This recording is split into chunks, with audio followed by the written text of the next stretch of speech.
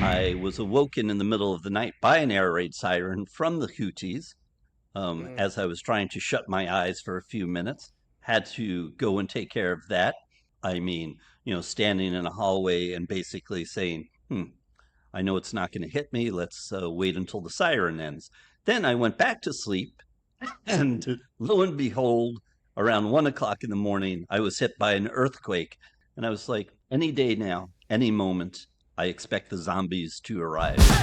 Trump got a $400 million airplane from the Middle East, and all I got was $3 under a Christmas tree with tariffs on their heads.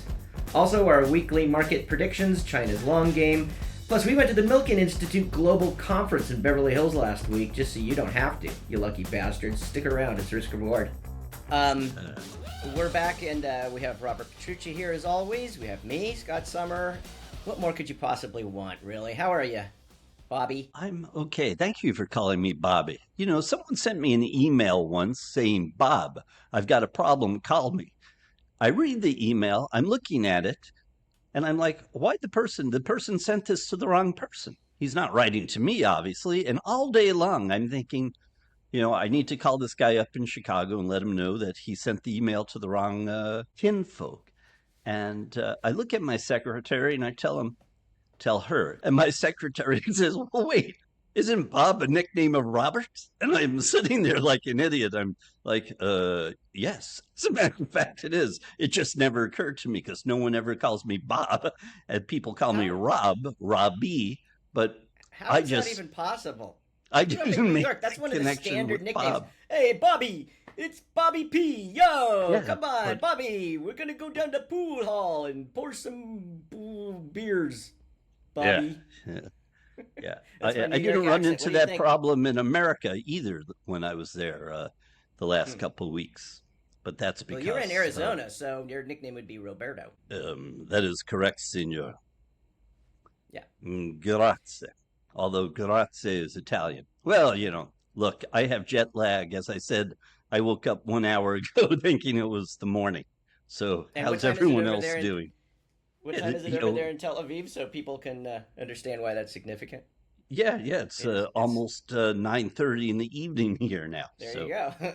you know, well, I woke up at 3 o'clock this morning and I realized I wasn't going to go back to sleep. And I just started my day. I thought, well, let me write to Bob in Chicago and confuse him or something. Yeah. So what can I Uh, do? this is this is why I've learned to never sleep on airplanes when I'm traveling internationally, especially if it's across like the Pacific Ocean or something, which I used to Mhm. do as a commute, as you know. And I would never ever go to sleep on the airplane. I would fly straight on till I hit Shanghai or wherever I was going to when I lived there at the time, and then I would stay up local time until I typically get in around 6 p.m. There was this one flight, so I'd get in local time around then, and then I'd stay up until like 10 or 11, as long as I could. Then I'd take a sleeping tablet, like a Benadryl or something, Mm. and then I'd sleep right through. And it worked like a charm every time. I'd feel a little sleepy in the afternoons for the first couple of days, but other than that, it was just, yeah, routinely. So I still do that, which is terrible for your body, by the way. I don't recommend it for long term health Yeah. care, I'm but not, it I'm helps not, with the jet lag. I'm not good with sleeping on planes. I get what I would define as a gray sleep. You know, I can't even Hmm. decide whether I'm sleeping or Yeah, not. I shut my eyes and I'm trying to force yeah. myself to dream. I mean, I get off the plane and I'm unsure whether I slept. And this time, because of all the cancellations I experienced, which were numerous, I had three canceled flights on me in a period of Oh, about yeah. 4 days. Yeah, why don't Yes. you talk about that a little bit? Because I thought that was interesting. Saturday Night Live just did a sketch on this 3 nights ago. I don't know if you caught it or not. No, no, I This didn't very see it. thing. Yeah, yeah, yeah, So, yeah. the Houthis hit Ben Gurion Airport with Oh, a they didn't do a sketch lawnmower, on that. basically. That flight was then canceled. All the flights into Israel were canceled. Then a couple days later, I rescheduled a flight through Phoenix and Newark back to Israel through a different carrier, okay, that was claiming they were still flying into Israel. But my flight from Phoenix to Newark on United got canceled because of the problems in Newark. So Yeah, that's then what they I did the called up sketch on. United and I said, Hmm. look, please get me into Chicago and then get me to Athens. And in Athens, I will make the connection back to Tel Aviv.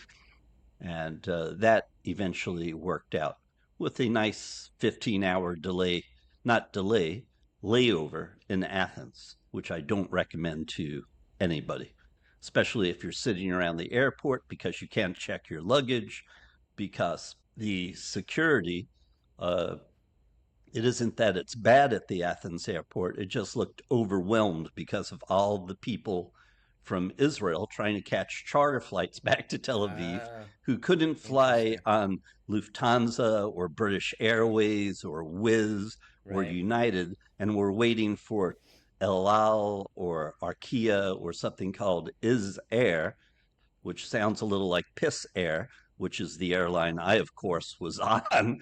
And it was all right, actually. And yeah, it was wonderful. And then besides the thousands of other people that the Athens airport is handling. So it was just a circus. Having said that, we had a little visit from the Middle East, into the Middle East from, I believe, what's his name? Donald Trump? Yes. Yeah. He past went shopping. Few days. He went shopping. He brought a big old shopping cart. Came home with an airplane, among other things. Okay, so Mr. Summer, now that I've been gathering steam and letting the dust not sit, please tell me your thoughts about the Qatari plane. And then I have some information about this, which I want to see if you bring up, coming from your favorite state in the universe, California.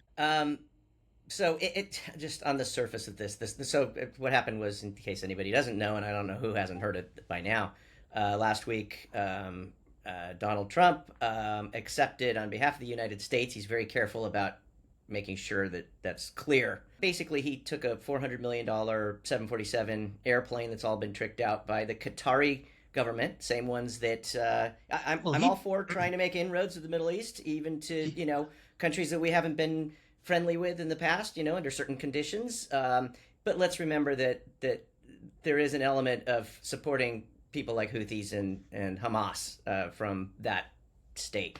Knowing that, why accept an airplane regardless of the cost when you're going to have to retrofit the entire thing? They're going to have to strip this thing down bolt by bolt. They're estimating it's going to cost over $1 billion to strip this thing down and retrofit it. Whereas he's already got the next Air Force One that's under construction and almost completed. He had some notes. Wait. So it'd be cheaper to just accept that one. Okay, so which you don't have to pay for, or we don't have to pay for, because we're the ones footing the bill. That you asked for my thoughts. Let's go backwards a little bit here. First off, Qatar isn't dealing on a friendly basis necessarily with the Houthis and Hamas, though that can be argued. I get it. They're not the ones supposedly sponsoring them. Okay, supposedly it's only Iran. It can be maybe argued by someone else who has more intelligence information than I do that Qatar is supplying some of these people with money. I do not know. Maybe they funneled it to them in the past. However, okay, I do agree about the surveillance problems. I do agree about accepting an airplane from a foreign nation, even though it's been built by Boeing, supposedly.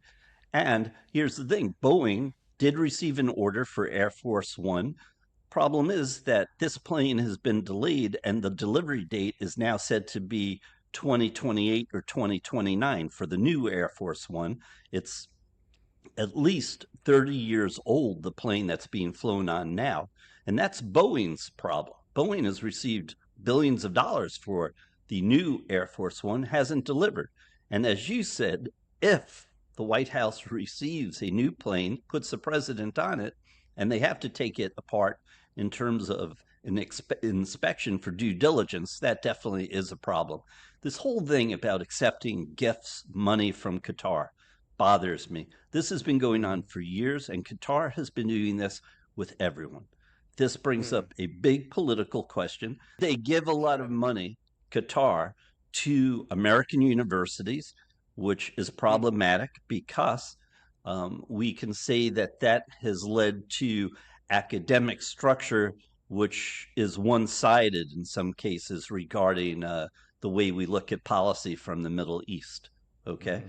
Particularly with the situation from my neck of the woods, okay?